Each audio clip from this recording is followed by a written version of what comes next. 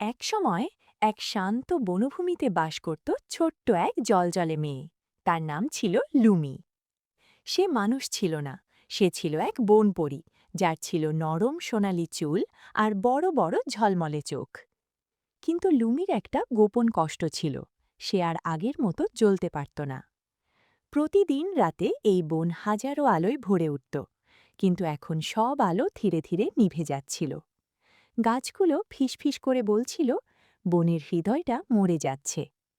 একদিন লুমি দেখা পেল ছোট্ট এক লোমশ প্রাণী, মোড়ো, যে ছিল মার্শম্যালোর মতো গোল আর তার ছিল ছোট ছোট ডানা। মোড়ো বলল, বনের গভীরে একটা লুকানো ফুল আছে, এটার নাম চিরন্তন ফুল, ইটার্নাল ব্লুম। এটাই আবার আলো ফিরিয়ে আনতে পারে।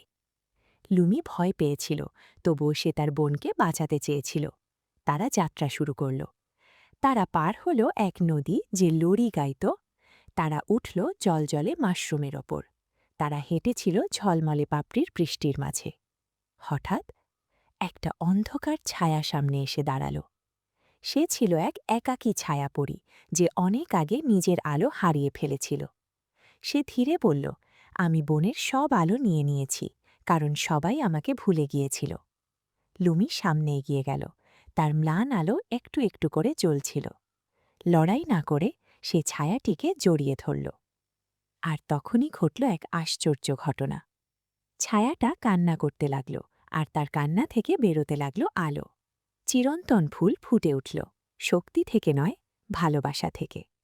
পুরো বন আবার আলোয় ভরে উঠল। আর লুমি, সে আগের চেয়েও বেশি উজ্জ্বল হয়ে উঠল, কারণ সত্যিকারের আলো আসে হৃদয় থেকে।